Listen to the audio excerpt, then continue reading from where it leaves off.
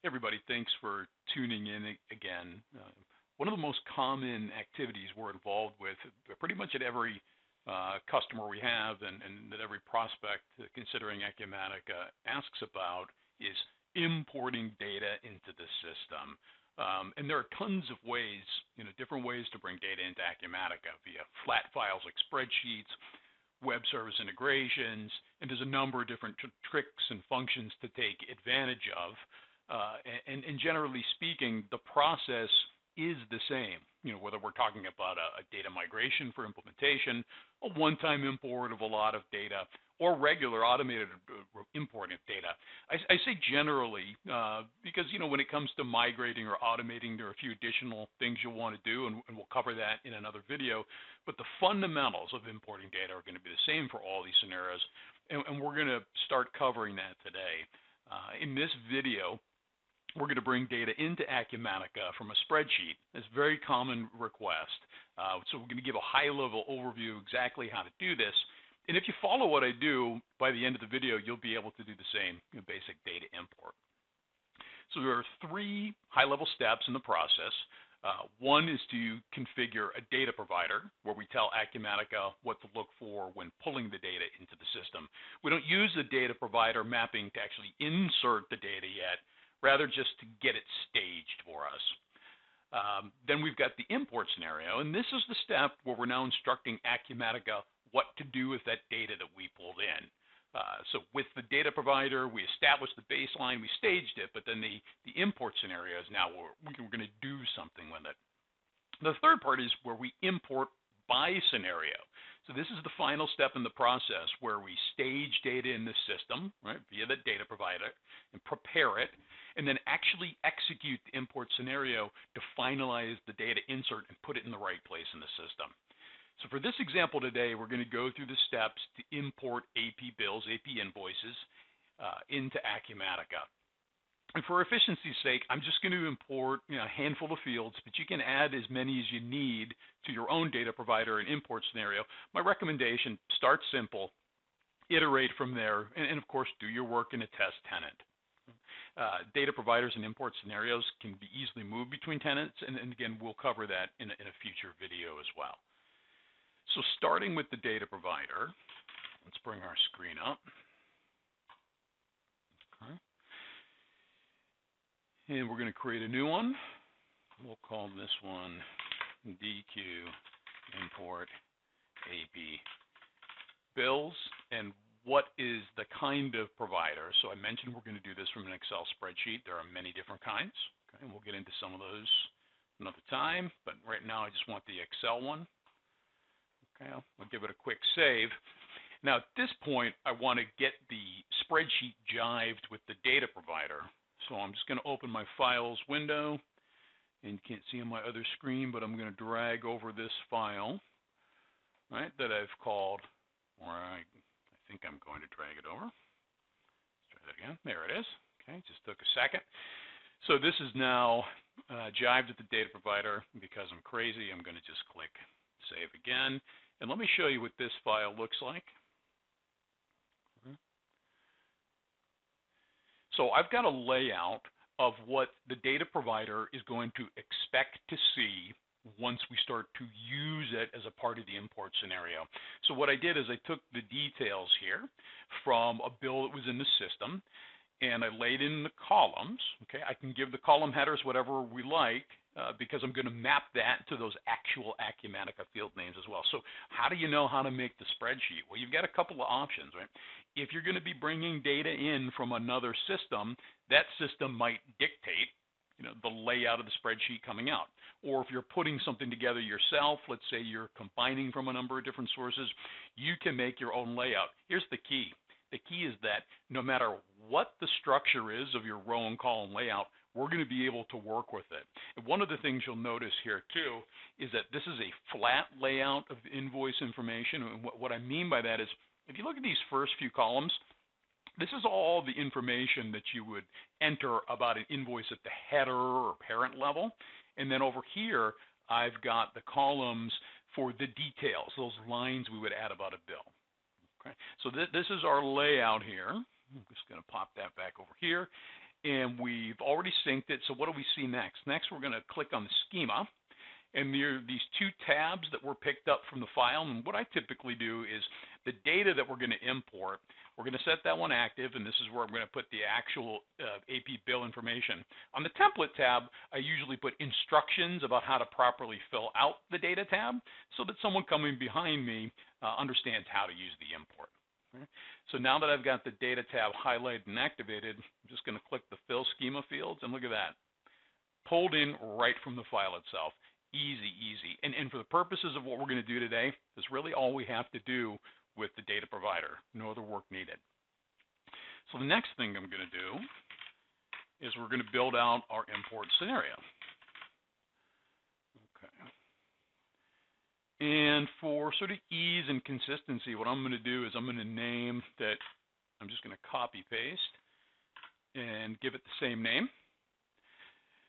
Now, what screen do I want to reference? So what's really being asked here is, it's expected that we are going to be inserting data into a target. So where do we want to put the data? So these are AP bills. We want to put this in the bills screen. So we look up bills and adjustments right here, transactions, set that. What's the provider, right? What is the data provider that we're going to be pulling the data from? Again, I called it the same thing, so I'm just going to copy paste. You could use the finder as well. And which object from the provider? Remember, we had those two tabs, the data tab and the template tab. The data is where the invoice information is going to be. Okay. Some of these other fields, again, I'm going to keep tantalizing. We'll get to in a future video. So now we've got the baseline for the import scenario set up, but now we need to do that mapping that I talked about. And so this really becomes our instruction set, right? The data provider just pulls it in so that we can then do something with it. So the key actions that we take here in the import scenario is to map that data from the Excel doc, from the data provider, to fields in Acumatica. So what I mean is we're going to tell Acumatica, on the spreadsheet, we've got a value for the vendor's invoice number in the vendor ref column. When it's all said and done, I want to see that in the vendor ref column of the actual AP bill in Acumatica. Another great function Import Scenarios offers the ability to transform data. If you are technical or if you work with some technical people, you've often heard of this concept of ETL, which is a 3-letter acronym for extract, transform, load when it comes to moving data around. So that middle part, transform, is really powerful. So we can transform data right here in an import scenario. So it means the import scenario doesn't have to be limited strictly to a list of fields in the spreadsheet that we want to map. We can also give Acumatica instructions what to do based on the data it finds or doesn't find. And of course, tantalizing, we're going to cover a little of that in the next video. So we've given it a name, the screen name, the provider. Now we have to start to lay out those instructions. So I'm going to start here, and I'm going to follow roughly the order that I had on the spreadsheet. First thing I need to do is set the target object. So this is the easiest way to think about this is what's the area in the screen where we're going to find the field that we want to map to. Okay, and this is going to be a little bit tedious here, guys, because I do want to map all of those fields. So just hang with me because I think it's worth just seeing the reps here. So the first field I'm going to map is going to be type. Okay. And then I have to tell Acumatica what field from the source, from the spreadsheet, do I want to map to type. And we called it also type. Now I can see all those fields from the spreadsheet. And why are they showing up here? Because we mapped the spreadsheet to the data provider. So Acumatica knows about these. So I'm going to go ahead and tie it to type. A couple of tabs. Now you noticed when I chose type, all of this other stuff filled in. What does it all mean? What it means is that Acumatica has intelligence to support your process of entering data. Okay, the import scenario is intended to closely mirror the same experience of entering a bill manually, for example. So there are certain things that dependencies and business logic that Acumatica counts on, and so as it sees you start to construct a particular kind of import against a particular screen, it puts in some of the other calls and commands that it needs. Now, it is not going to do that in every single case. It sometimes takes a little trial and error, education and learning, but a lot of times it will prompt you and give you the pieces that it needs. So we've got type in there. We're going to keep plowing down the list. The next one we're going to do is, and of course I'm cheating looking at my other screen, so we're going to do the reference number, and that one is going to be tied to refno on our spreadsheet. You see Acumatica put another command in there for us. Next up is the document date. And we actually called that, I believe, document date in the spreadsheet. Also, you see how the target object is pre-filling for us, so there's a little efficiency in saving some keystrokes there. You're going to see how we're going to change that up here momentarily. So we want the document level description. I think we called that document description. The vendor ID, that's important. And we called that the vendor ID. And that is, did I miss anything on my header? Type, reference number, date. Oh yes, I did miss post period. Okay, so actually this is going to be a great example of some other cool functionality. So I want to map that post period, and then I want it to be, I love to have everything in the exact order that I want it. You can use these up and down arrows to move these lines, and as you get into more sophisticated and complex import scenarios, you may find that you have to actually structure the rows in the right order as you are iteratively building out a document, right? So inserting header fields before inserting detail fields, etc. Okay? So let's just double check again. I've got type, reference number, date, post period, description, vendor. Oh, we've got one more, which you want the vendor reference number. So that's their invoice number, vendor ref, there it is. And I think we called that the vendor invoice number. Okay. I'm just going to click save as we continue. Okay, so now we need to get down into the detail area. So I've got to change my target object because I'm no longer putting things at the document summary level. Rather, I need to get into the document details. Okay. And the first line I'm going to do in the document details is we want the line description. Okay. And again, the fields, we're in a different target object now. So the fields are going to be very different here than the ones on the header level. Some might have the same names, but they're actually different fields. Okay, I click tab. Acumatica helped me out here, put in a needed command to start its line numbering. And over here, I'm going to do a line description. Okay. And just a few more, guys. Quantity. Oh, I didn't choose it. There we go. Quantity. Unit cost. Unit cost. A couple more. We've got account. And we call it account. And I think we've got one more left, which is the sub-account. Okay. And very important, at the end, I'm going to switch this back to summary.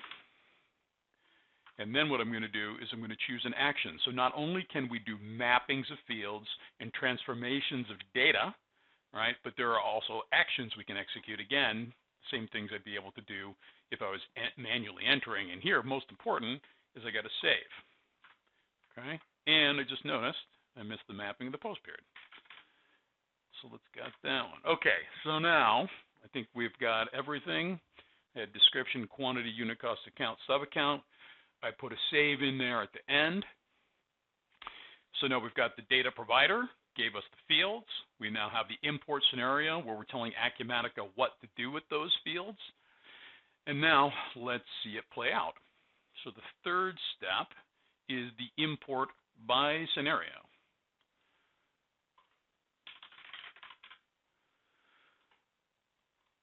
Okay, and this is where we're now going to actually use that import scenario. And here we go. Here's the one I just created, the DQ import AP bills. Okay. Upload the file. Now I'm going to want to find the document that's actually got the data in it. Okay. So I'm going to upload that here, and I'll show you guys the content of that file as well. So this is consistent with the layout file and the data provider. We're going to create an AP bill, reference number 9999, doc date and post period. We're going to buy some big fixed asset for $50,000. Here's our vendor invoice number. We're going to buy one of them for $50,000, and this is the account and sub-account that we're going to apply the bill to. So we clicked upload. Okay, now we're going to prepare. This is the validation step to ensure that the file we uploaded is consistent with the data provider layout. Okay, so we got a green check mark here. It did validate that the file matched the data provider, but let me be clear. In the next step here, when we go to import, we could still have a problem. Why could we have a problem at this point? The reason why we could have a problem is, yes, we validated the right columns were in the spreadsheet, but it doesn't mean that the data in those columns are correct. So what's an example? I could specify a vendor ID that doesn't exist in Acumatica. Therefore, when I go to import the records, it's not going to like it because the vendor doesn't exist. Okay? And of course, you can prepare and import in a single step, as you see the button here. I'm just breaking it apart, you know, in order to step you guys through this, you know, one piece at a time. And notice that when we prepared it, all of this data should look familiar. If I bring that data file back up here, you can see everything aligns, bill to bill, 99.99 over here, account, sub-account, etc. So now we're ready to import. Clicking, processing, boom. Operation is completed successfully. If you had a problem, you'd have those little red X here, and then you'd probably have another little one over here that you could hover over and see what that error is. So now let's see the fruits of our efforts here. Bills and adjustments. And there it is, reference number 99. Here's the vendor, the date, the post period, descriptions, the quantity, unit cost, everything that we started with in our data file here, we're now seeing in the system. Now, as you look around the screen, there are many other fields that were filled out that weren't included in the import scenario. So how did that happen? Well, we have system configuration, we have preferences set, we have vendor configuration to fill in these blanks. Again, no different than if you were entering the AP bill directly in the UI. So for this vendor here, Exiles, Indie Systems, their terms are 30 days.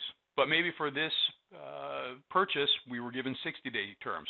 Could we override the terms? Of course we could, by setting the terms as a column in the spreadsheet, in the data provider, mapping it in the import scenario, and then putting that 60-day code in that originating Excel doc. So what did we do today, guys? Let's just recap. We started by creating a layout spreadsheet that was going to be indicative of the kind of AP bill information we wanted to bring into the system.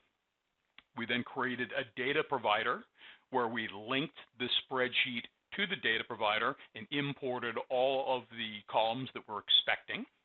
We created an import scenario dependent on that provider, and then we gave instructions to Acumatica what to do with the data. Again, we looked at the different parts of the AP bill screen, found the header level fields, found the detail level fields, and put in the mappings so we could translate data from the spreadsheet ultimately where it's going to go into Acumatica. We used import by scenario to upload the actual data file we wanted to get in. We prepared it. That validated the spreadsheet content against the data provider. And then we imported, which called the actual import scenario to fire and execute against those mappings and to end up with a bill in the system. Thanks for watching, guys. Look forward for the next one that's going to come out soon. I promise we will fulfill all those tantalizing extra features that I mentioned today. If you want to talk to me about Acumatica or my other favorite topics like the Chicago Bears, the Fighting Illini, football and basketball teams, and of course Star Wars, hit me up on Twitter at David Galula, LinkedIn David Galula, or via our DataQuest website, www.dquest.com. Thanks so much.